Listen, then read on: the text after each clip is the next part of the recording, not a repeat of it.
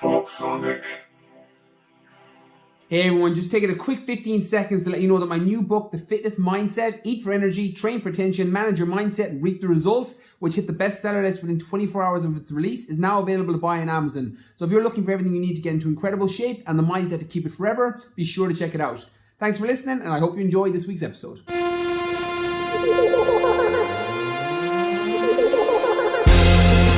Welcome to Brian Keane Fitness Podcast, where we talk everything fitness, nutrition and mindset with your host Brian Keane. Hey everybody, welcome to another episode of the Brian Keane Fitness Podcast. We talk everything fitness, nutrition and mindset to help you with your goals. Today's episode is a Q&A, and I pulled the questions across my social media platforms. So Brian Keane Fitness on Facebook and Instagram, and Brian K019 on Snapchat. So if you're not following me on those platforms, definitely check them out. Instagram and Snapchat are probably my most two active platforms at the minute. So definitely check both those out. Brian K019 on Snapchat, which I'm still loving. And I'm putting a lot on Instagram at the minute too, which is Brian Keane Fitness. Okay, so first question comes in from Boar Hunter on Facebook Live. Hey Brian, what are your thoughts on coffee before workouts to boost energy? Okay, I have two trains of thought on this. In terms of coffee and caffeine is the reason that coffee is so effective on your central nervous system. It's why it gives you so much energy. Caffeine is probably alongside creatine monohydrate, the most scientifically backed supplement on the market, and has been shown time and time again to improve athletic performance, to improve concentration, and to improve your body's ability to push past thresholds in workouts. It's why athletes use it at all different levels. It's why gym goers use it. It's why it's in most fat burners. Can also work as a mild appetite suppressant. And it's why it's in most pre-workouts. If you look at any pre-workout supplement, normally the first ingredient is some form of caffeine. And that's the reason for it is because it works. It 100%, if you're someone that responds to caffeine, it's going to give you a kick in your workouts. Now, there are certain people who that are quite caffeine insensitive. They can drink cups and cups of coffee and nothing really happens to them. You can also burn out your beta 1 receptor, which is where your caffeine runs off. So if you drink way too much coffee, or take way too much caffeine, you build up that tolerance, so you need more and more and more to get the same hit. It's the reason why the first time you took a cup of coffee, or the first time you took a pre-workout, or the first time you took any stimulated drink, you felt wired to the moon, your brain was going crazy and you had loads of energy. And now you may take that same amount of coffee or same amount of stimulated drink, and it barely keeps you awake. That's down to running off that beta 1 receptor. You can blow out that receptor, or you can maximize that receptor so that your body it fills it up basically, and it doesn't have the same impact on your body. That's why it's probably worth anyone that cycles caffeine or pre-workouts or fat burners or whatever it is you're using to come on and off caffeine so that you get the hit every time you use it. And it's why people also have withdrawals when they give up coffee. I know myself, and I'm a big coffee drinker, even though I have it scaled back now to like 1 a day. But there was a time when I was drinking 3 or 4 cups every day. When I scaled back first, I got really, really bad headaches. My body was really tired. My brain just wasn't functioning the same for about 10 days, 2 weeks after.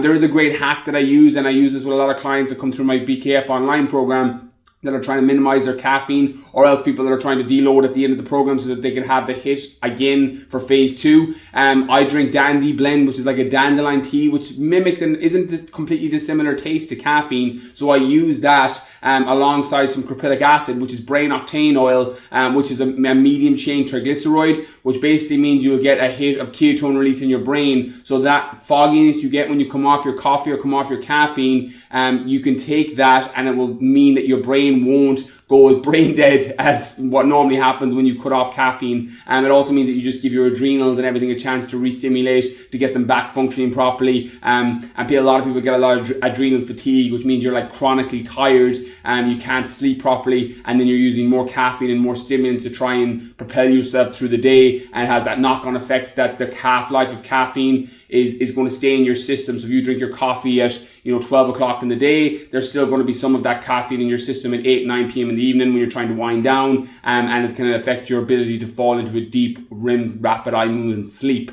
and then it leaves you don't sleep well, and you wake up the next morning, need a coffee to get going, and the cycle continues.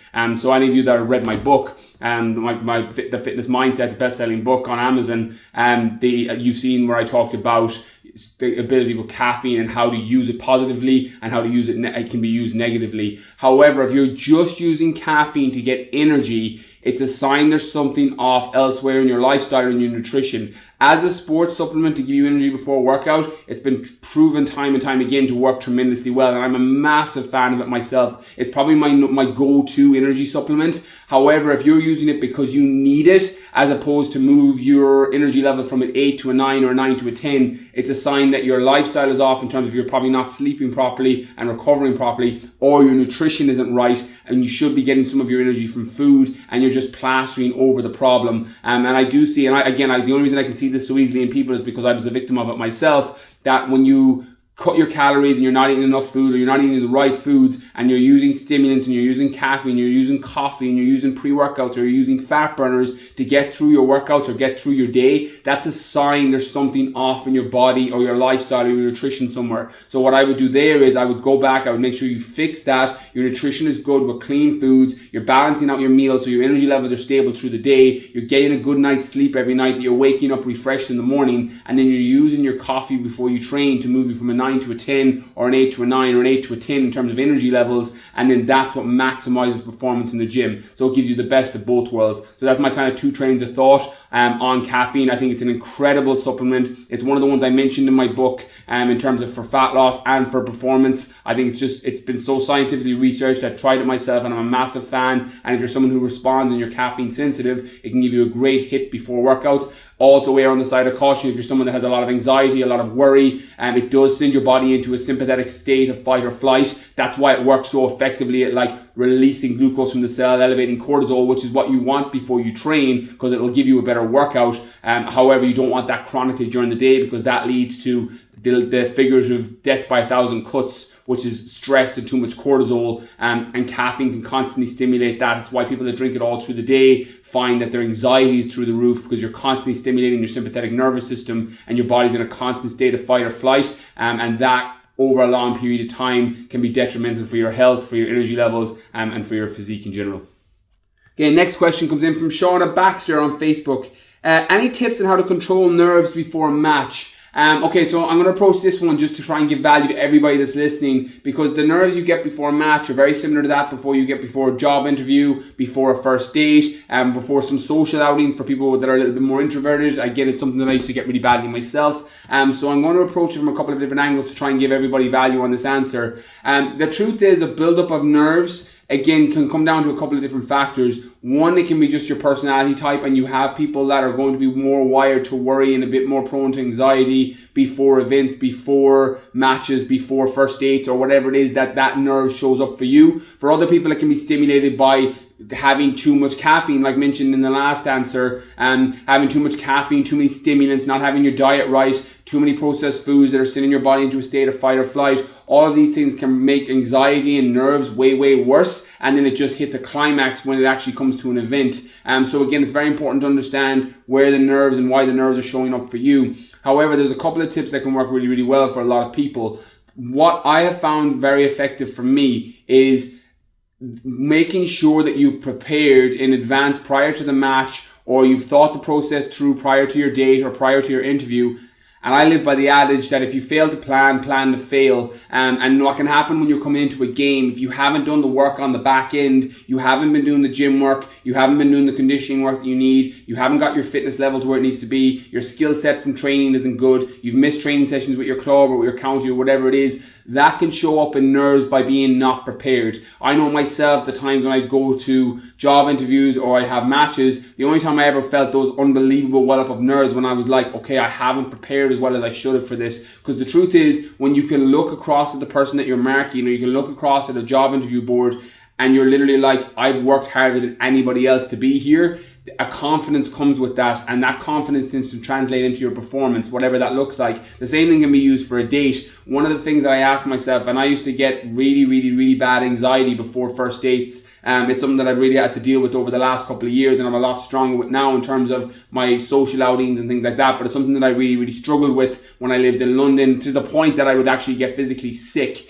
And I would cancel the date because I was so nervous, and it would show up and I would have IBS, and my stomach would get sore, I would get headaches, and all these ways it showed up. I didn't know at the time that's what it was, but it was nerves and anxiety that was propelling that and driving me to a state of absolute sheer panic, into mild panic attacks. So what I did that really, really helped was literally getting inside your own head. Tony Robbins has a quote, when you get in your head, you're dead.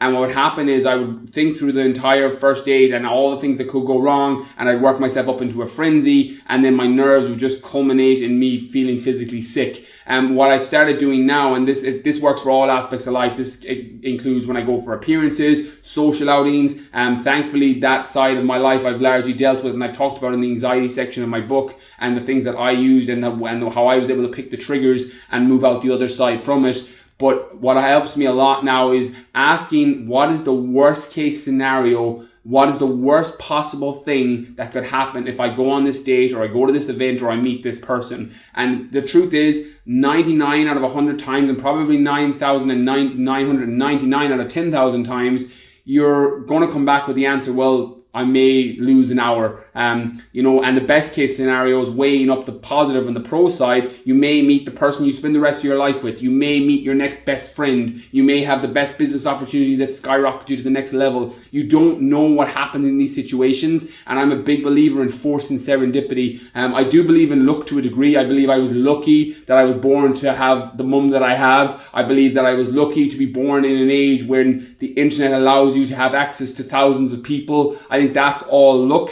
but I do believe in force and serendipity. By putting yourself into positions, like if you're somebody that's single and thinking you're never going to meet anybody, put yourself into the positions where those people that you could meet possibly are, and then you may force that serendipity. I love this was something that I came to terms with myself a couple of years ago when I wanted to build my business. I was like, well, how do I get better at business? Well, the truth is you go to where good business people are and you connect with those. You want to meet a boyfriend or a girlfriend, go to where the good ones are. Work off probabilities. The truth is, if you're somebody that wants to settle down and have a life partner and have a family, it's very unlikely, and the probability is a lot lower, you're going to meet them in a club at 4 a.m. every Friday night.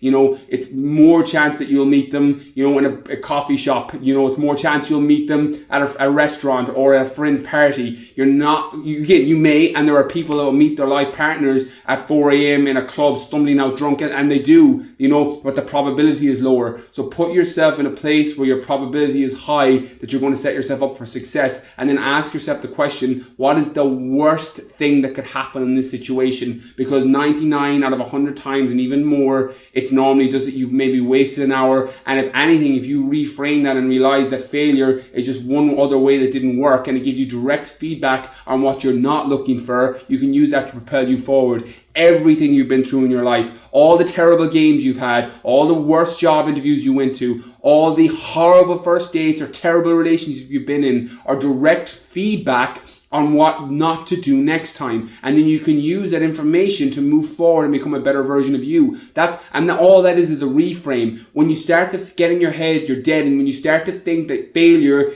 is this thing that, oh, well, that happens, I failed, it's not going to work, I'm never going to be a good footballer, or I'm never going to meet the right person, or I'm never going to be good at job interviews, or I'm never going to have the job that I love or the career that I thrive to build my life around. If you get in your head around that, then you're never going to achieve it, because that's the story you've told yourself. When you reframe that as everything is a step forward and feedback on what may work better next time, then you can use that information to become the best version of you. So when you add those together and you go into a match and you have those nerves, again, in the context to bring it back to the original question, if you've prepared and you've used the probabilities of doing all the things that are going to set you up so you're physically in the right space for that game, and you tell yourself that even if the worst case scenario is I have the worst game of my life and I know exactly where I need to improve. If your person bet you off the mark to every ball, you aren't fast enough in your sprint, you aren't fast enough in your takeoff. So you may need to go back to the gym and do some direct glute work to get your glutes firing faster so that it translates to you being quicker on the pitch. If you were muscled off the ball because you weren't able to hold it from upper body strength, you know you need to go back into the gym, or you need to have resistance training at work where you're working for compound lifts. So you're building up your central nervous system strength so that you're able to hold the ball and break through tackles. those poor games and the worst case scenarios, the worst game you ever have, is direct feedback on where you need to improve. The top sports people in the world, the top GAA players, the top professional athletes are people that have used those bad games as feedback on where to improve. You know, you look at Michael Jordan in his book The Life, or you look at Kobe Bryant, who was one of the top NBA guys, and regardless of what you want to say about his personal life, those guys outworked everybody else. In the summer, when their teammates used to go on holidays, they were working on their left hand, they were working on their right hand, they were working on the weak parts of their game, because they showed up in the season when they had poorer performances, and they worked in the off season to make it better. The only difference between the good and the great is what you do in the off season as an athlete, and that translates into all aspects of life. Using your failure as feedback to propel you forward on what you want to achieve, what you want to do, and where you can be better can minimize nerves to the highest degree. And that's speaking from someone that's been through it, who's gone through that anxiety stage, who's dealt with nerves and came out strong with the other side. Okay, next question from David Kennedy 10 on Instagram. Will lifting weights stunt your growth? Okay, short answer, no. There's been no scientific research to suggest that it does. Long answer, the reason that little bit of a misconception is in the fitness industry is down to the fact that what happens when younger players, 15, 16, 17 even, athletes start lifting weights and they're still growing, you start loading that muscle that's still growing, and the bone, and obviously the bone, tendon, ligaments that are still growing, and you start loading those with extra resistance, you're at a higher risk of injury than somebody that's fully grown. So the biggest issue with somebody who's younger, who's afraid that it's going to stunt their growth, it's going to be down to the fact that you're at a very, very high risk of injury if you do the movements and add extra resistance to your body, which is weight training effectively. When you add extra resistance to your body and you start doing certain movement patterns while you're still growing, you are at a high risk of basically tearing ligaments, tearing tendons, having all these injuries that can come with it. So the most important thing to any young athlete that's listening to this, or anybody that has children that want to lift weights, the truth is it's not going to stunt their growth. Now, I'm not the best exception. I'm not tall. I'm like 5'8", maybe 5'9" in heels. The truth is there's no scientific study to show that weight training stunts growth. But there has been a lot to show that it can negatively affect your actual injury.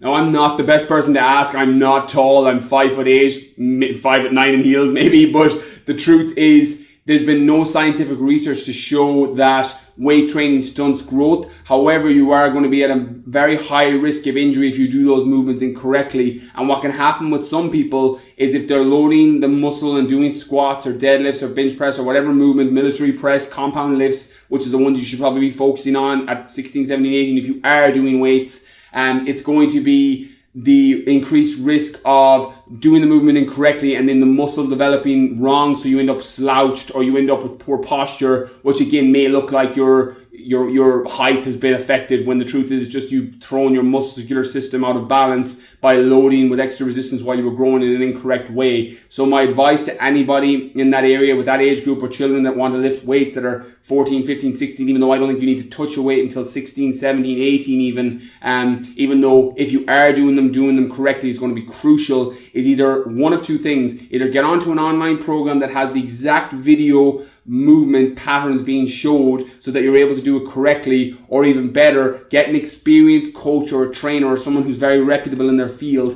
to take you through a session on how to do a squat correctly, how to do a deadlift correctly, how to do a military press correctly, how to do the movements correctly, so that at least if you are loading your muscle at 16, 17 or 18 under that resistance, you're doing it with perfect form. That's not going to have any effect on your growth, and it won't have any effect on your injury, provided that you're doing it properly and you're recovering on the other side with your nutrition, you're sleeping properly, and you're doing all these other things that are going to improve muscular recovery.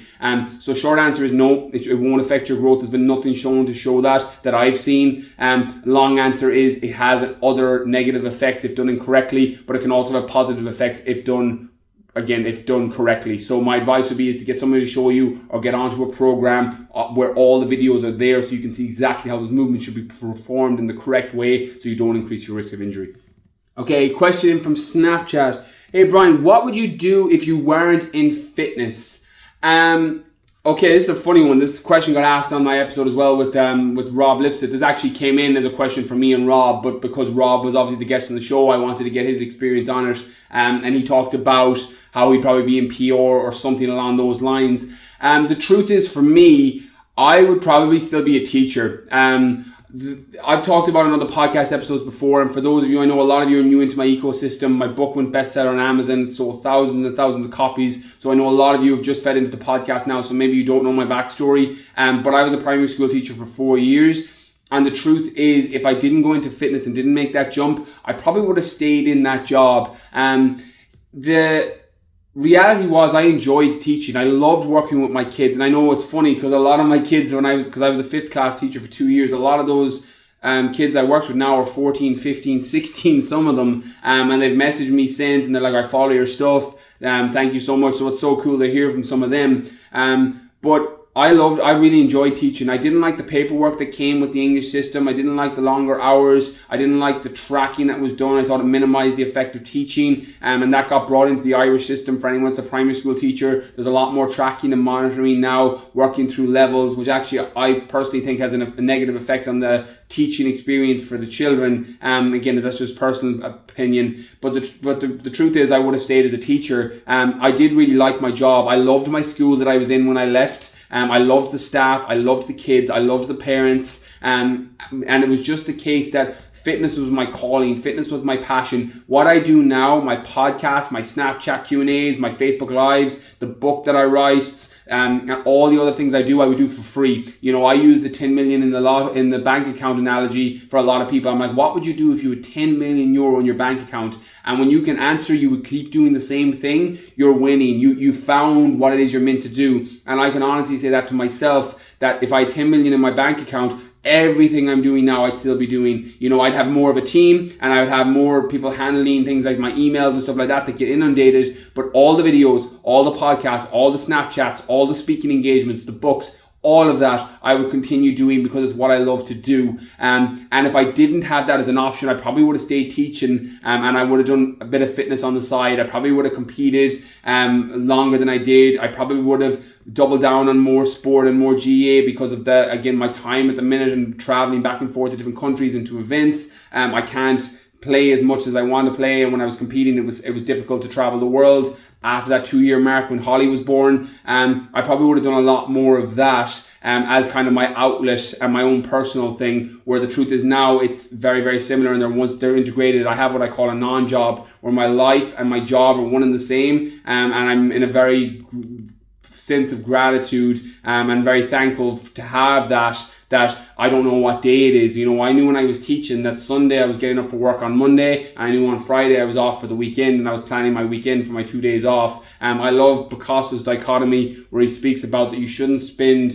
5 of your 7 days working to spend the 2 days doing what you love. If there's any way that you can merge that and do what you love on all of those days where you don't know what day it is, that is my vision of success. And again, success is subjective to each person. I have it written on my whiteboard at home. Success for me is never having to worry about paying bills. Success for me is being able to spend time with my daughter at any stage, at any time during the day, where I can just take an hour off or take 2 hours off and go play with Holly. They are my visions of success. So my advice would be is to find what your success looks like, write it down, and then do everything to build your life around that and set your bar that you can achieve it. You know, if your success is I make 10 million every year and I never make any mistakes with my partner or with my kids, you know, if you set that bar too high, you're setting yourself up to fail straight away. You know, I know people that will literally wake up in the morning and go, amazing, I have a successful day. It's like, why? Well, so I get to wake up today, you know, and there's people that live their life like that. When you set the bar with something that you can achieve, that makes you so much happier in everything that you do in your life, because nearly every single day I hit that. You know, when I'm not worrying about bills and I get to spend time with my daughter, I get to do that 99% of the time, and that sets up success for me. And then everything I do with helping other people, serving other people, getting to make videos, getting to make podcasts, getting to do all of these things that I'm doing and helping other people, that all lends to me being more grateful, and it feeds into that cycle. Teaching didn't give me that, even though I loved working with my kids. But my job now, or my non-job now, or what I do now gives me that. But the reality is, if I didn't have this, I would have stayed teaching and I would have got an outlet elsewhere. So that's kind of my personal bit on that. Okay, so a range of questions in this one. Hopefully you guys got a lot of value from this. If you ever want to send me an episode or a question for the podcast, make sure you follow my social media. My Facebook and Instagram are both Brian Keane Fitness, and my Snapchat's BrianK019. I'm really active on those platforms at the minute. I try and get an Instagram and Facebook Live in as many times during the week as I can. I open up my Snapchat every day, Monday to Friday, for Q&As back and forth. So make sure you're catching me on there. And any questions you ever want to send into the podcast, you'll get me on there. So again, hope you got loads of value from this. A massive thank you again to everyone who's shared, rated, and told their friends about the podcast. Like, when I see the numbers on the podcast downloads, 50, 60, 70,000 downloads a month, is absolutely crazy to me. So a massive thank you for everyone that's told their friends and that has linked it on their social media or tagged me on Instagram in their stories. It's so awesome to see. So thank you all so much. And a massive thank you to Colin Voxonic, who puts together all my podcast episodes. Thanks for listening. Catch you all soon.